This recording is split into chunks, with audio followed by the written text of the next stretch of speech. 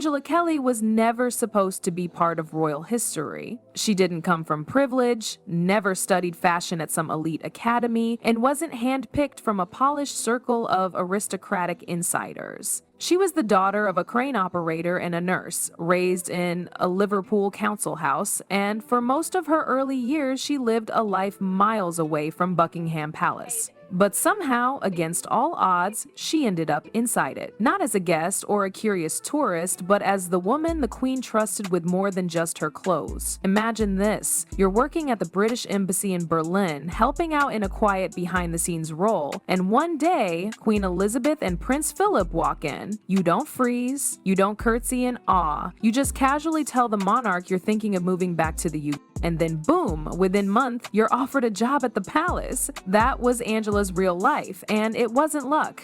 It was presence, it was confidence, and it was that distinct Liverpool edge that never tried to fake refinement. In 1993, Angela stepped into a world defined by unspoken rules and layers of formality. Her job? Dresser.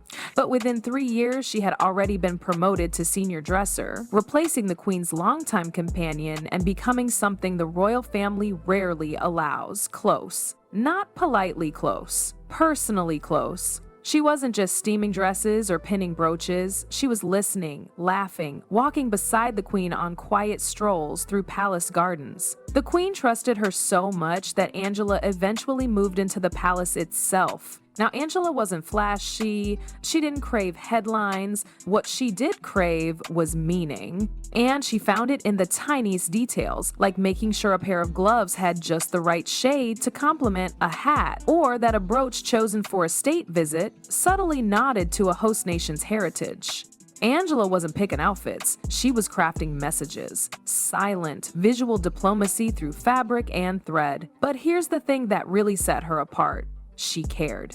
Deeply. The kind of caring that had her slipping on the Queen's brand new shoes and walking through marble corridors just to soften the leather and save the Queen's feet from blisters. No one told her to do that. She just knew it mattered. That's the kind of loyalty you can't fake. That's what made her indispensable. By the time she was officially named the Queen's personal advisor and manager of jewelry, insignia, and wardrobe, everyone around her already knew. This wasn't just a title. It was recognition of something unspoken but powerful. Angela had become a cornerstone of the Queen's daily life, and yet the public knew almost none of this. To them, Queen Elizabeth was just always perfectly dressed. Impeccable colors, flawless fits, iconic brooches. Few people paused to ask who was behind it. Fewer still imagined that the woman behind it was dyeing lace with Yorkshire tea in her spare time. Angela was that kind of mind-practical, creative, and grounded. And then came the moment that truly changed everything. Not just for Angela, but for royal watchers around the globe. The Queen, famously private, famously guarded, gave Angela permission to do the unthinkable. Write a book. Not a scandalous tell-all, not a gossip-filled betrayal, but a warm, personal, inside-out portrait of life with the Queen while she was still alive, while still on the throne.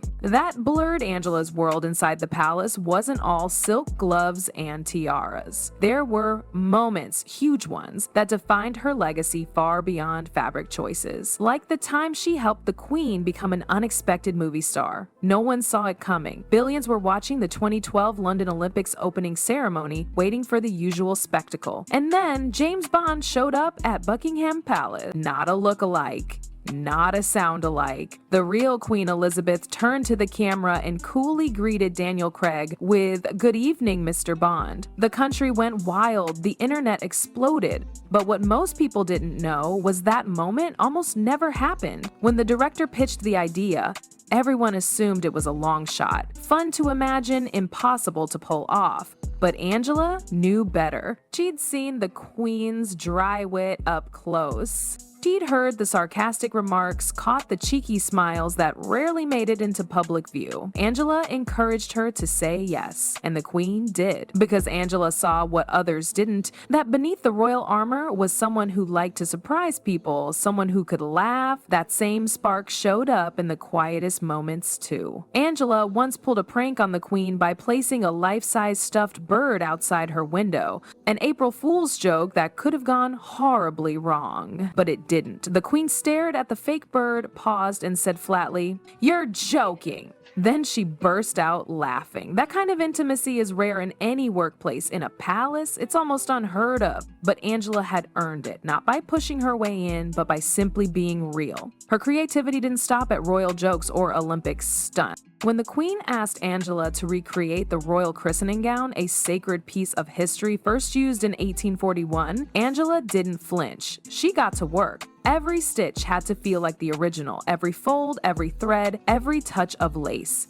She sourced materials from Italy, studied the texture of century-old silk, and when the lace looked too new, she didn't call a stylist. She brewed a strong cup of Yorkshire tea and dipped the fabric in it until it matched the old tone perfectly. That wasn't just clever, it was heartfelt. The new gown wasn't just a replica, it was a bridge, one that connected generations. Prince George wore it, Princess Charlotte wore it, Archie wore it, and each time those photos made headlines. But behind that delicate lace was Angela's vision, her hands, her effort to make sure tradition didn't get left behind. And when the pandemic hit, when the world stopped spinning, Angela's role changed once again. There were no events, no flashing cameras, just silence inside Windsor Castle. Angela was part of the inner circle that lived in complete isolation with the Queen, what palace insiders called HMS Bubble. It was no glamorous lockdown. They gave up their families, their holidays, and their outside lives to protect one woman. Angela didn't hesitate. With no stylist around, Angela did the Queen's hair herself. She kept things running, she made tea, she offered company, she filled the empty halls with normalcy. The kind you can't buy with diamonds or dictate through royal protocol. She was more than a dresser, more than a designer, she was family. And in those quiet, stripped down months, Angela saw the Queen not as a monarch, but as a woman facing the weight of grief,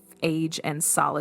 There were no official portraits of those moments, no record for the history books, but they happened, and Angela was there, always just outside the frame, always exactly where she was needed. The Queen didn't hand out blessings lightly, so when she gave Angela permission to write about their life together, it shook the palace. Not because of what Angela might say, but because of what it meant. For centuries, the royal family operated under a code of silence. Staff didn't speak. Confidants stayed in the shadows. You could serve a lifetime and vanish into the background without ever telling your side. Angela changed that with permission, not rebellion. Her book, The Other Side of the Coin, wasn't filled with drama. It wasn't gossip. It was warmth, realness. It was about laughter over tea, last-minute wardrobe emergencies, and the human side of being queen. Readers didn't just learn how a brooch was chosen, they learned why. Because it reminded her of someone, or it symbolized something that only she and Angela understood. It gave people a peek into a world they'd never seen, not through headlines, but through fabric and friendship.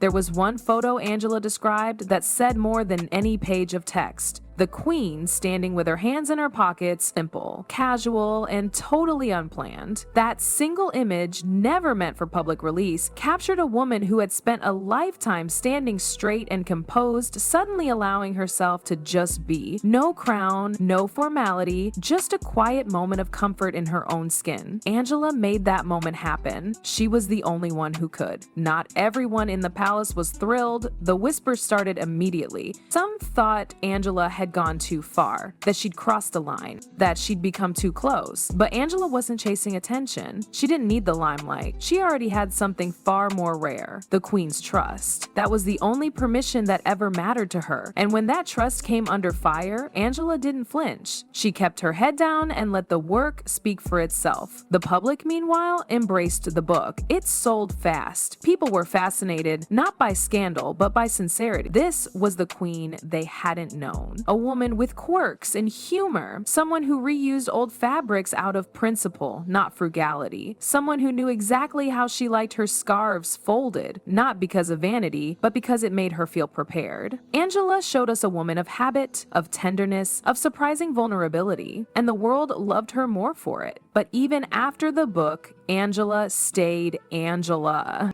She never overplayed her role. She didn't pivot into fame. She didn't turn into a commentator or try to cash in with interviews. She just kept working, designing, preserving memories, keeping the traditions alive through her sketchbooks, her handwritten notes, and the racks of color-coded outfits only she could decode. Her greatest creation wasn't a gown or a necklace pairing, it was the space she carved for herself in a palace built on barriers. She wasn't born into the royal world, but she earned her place inside it, one quiet gesture at a time. She didn't demand respect, she simply earned it by walking in shoes that weren't hers, sometimes literally. And when the queen passed, the silence that followed was different. It wasn't just the end of a reign, it was the closing of a friendship few ever understood. Angela didn't release new stories, she didn't rush out another book, she just faded back as she always had into the background. But the truth is, her mark will always be there. In the dresses worn across decades, in the laughter behind palace doors, in the stories now etched into pages that the queen herself allowed to be told. Angela Kelly may have been the woman behind the curtain, but she showed us something rare. A queen with her crown slightly tilted, smiling because someone she trusted was nearby.